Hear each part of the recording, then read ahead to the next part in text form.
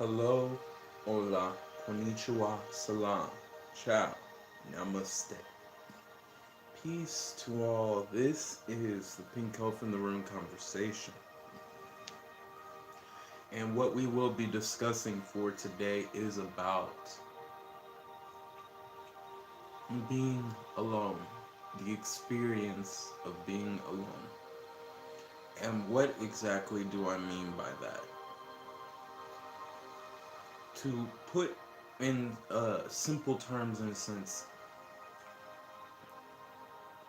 understanding the importance of being alone by self. Why it's so important to be alone and take time to yourself. But before we even get started, the first thing I'd like to explain is the history or a little bit of understanding of self. For, in a sense of what almost comes off as several upon several thousands of years, we have looked at ourselves as being alone. When we first are born, we are alone in that womb, and we will die alone, is our thought process. We were born alone, we will die. We believe we are truly alone because people do not understand or get us for who we are. We do this at times with people we're close to, family, friends, relationships, where we feel nothing but alone, that there is no one who gets us. We don't have a realization of our connection to each other. Though there are 7 billion people on the planet, we have not realized we are connected as one. And there is always someone out there who can connect to who you truly say you are, or you are choosing to be. You have that choice. But the one thing we may not deeply understand and terrifies us is to be alone, especially in today's day and age. To be alone is to be afraid of what truly lies within self, the voices you are scared to listen to within who you are. To be alone would mean you would have to sit down and think of all the things that are truly rattling your mind. And it can be terrifying. However, we have not learned to train or to allow ourselves naturally to be alone. That there shouldn't be a fear of being alone by self. Because to be alone would mean to truly know who you are. Seeing all the flaws, forgiving all the past mistakes and pains, loving you for you because you deserve to love yourself more than anyone.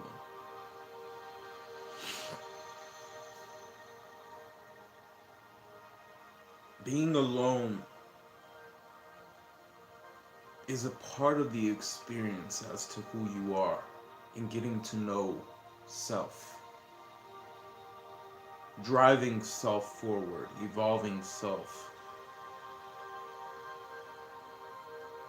So, here we are in today's day and age, fearful of being alone. Because to be alone would mean you would have to hear all the voices in your head scream out all the things deep, deep within you, all the guilt, all the frustration, all the regrets, all the ideas, all the setbacks, and so on and so forth that are going on in your head, you would have to hear them.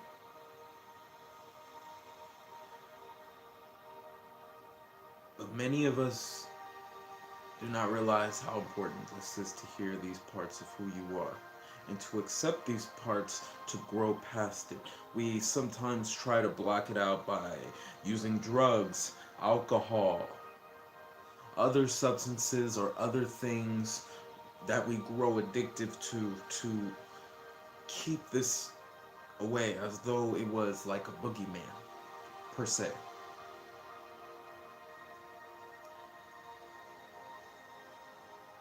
But just like a child who is scared of a monster, you have to be willing to face that beast within.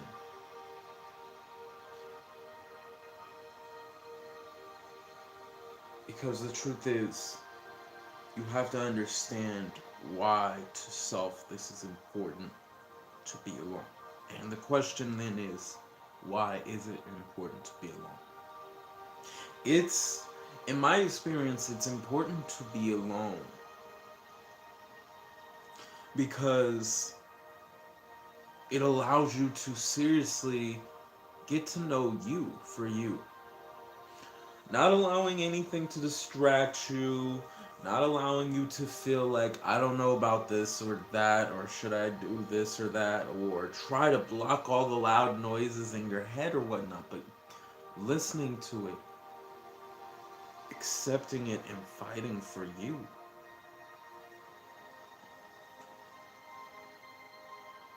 We grow terrified of trying to figure that part of ourselves out. Because in my own experience, for example, for years I was trying to go to parties or connect with friends to stay away from the voices, the terror, the fear of being alone, and hearing those voices, the frustration, the guilt, the things that go deep behind in your mind, and hearing that. And I would remember at times when I had all the fun and all the laughing was over and I was all alone by myself, I would be terrified because I never wanted to be alone. But I didn't realize I was never alone to begin with. That I was creating an illusion to believe that I was alone, not realizing that I am connected to everyone. Creating the illusion that I had to fear being alone. And I allowed this fear through my emotions, or better yet, this fear through my thoughts, to masquerade as my emotions, believing in scenarios that were unneeded and unnecessary. Yes, there are many people who are going through many things, and that is a very true statement. However, things have not happened. We believe them to happen because of the fact that there's no other thought process.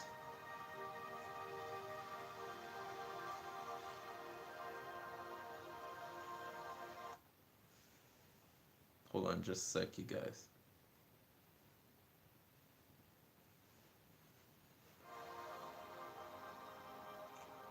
There's no other thought process through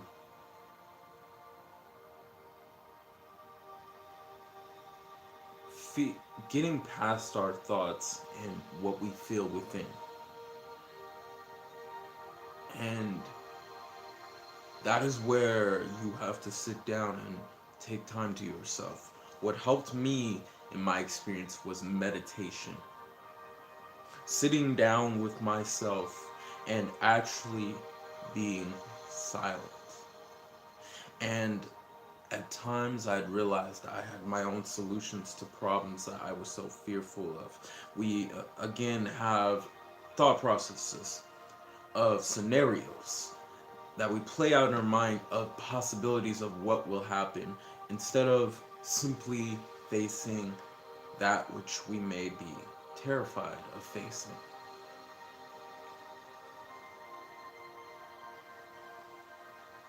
Acceptance. This does not mean that you have to force yourself to be alone forever. No. However, taking time to yourself to be alone can help you discover within you how pleasant it is, how pleasant it is to be alone. Taking time to self, reflecting, understanding, growing, even at times when you are going through certain stressful situations, how important it is to sit down and reveal yourself for who you are.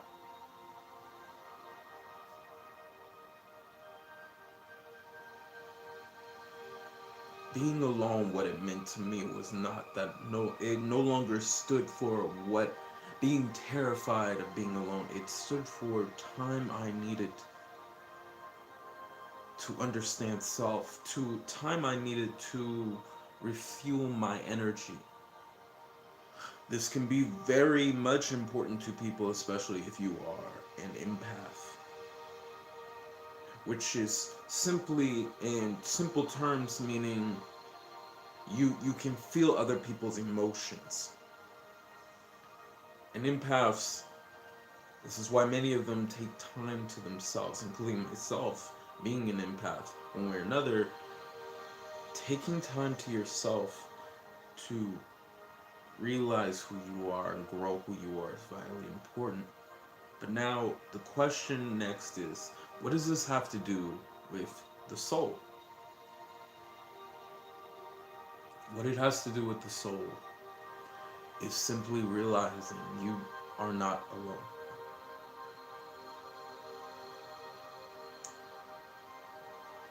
And that you can have both being alone and not being alone and still be happy. But you have to be willing to choose what is necessary for self. If you have goals in your life that you choose, if you have stress in your life that you may be choosing, and you may not think you're choosing because of the fact that, well, I have no control of that. You have control of everything that is in your circle. So change it. You have a way you can act and react to things. So change it.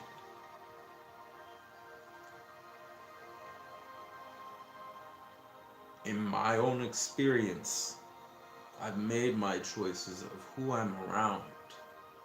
And though I don't have a lot of friends, I don't intend to desire a lot because of the fact of I have no concern in my own experience for drama through other people that are connected to me, because in my past that is what's happened to me personally. I cannot say that for everybody else. I cannot speak for everybody else that might be the case. But from my own experience, that has been the case for me. So I keep my circle small. However, what I would say to people who keep their circle big, if that works for you, then keep it. If you enjoy your alone time, then keep it on top of that. Get to know yourself on top of everything you're doing. You can have it both ways. But you have to make choices. So, in conclusion to everything we've stated for today, what being alone is on a level of understanding and connecting to who you are. To the history of being alone, we've had a fear of being alone because we have thought that there is nothing more after this. We are born alone, we die alone in a sense, and that no one will truly understand us, and hence why we feel to some degree alone. In our own history of today, we try to bypass being alone by doing other things, partying, being around others, doing drugs, drinking, etc.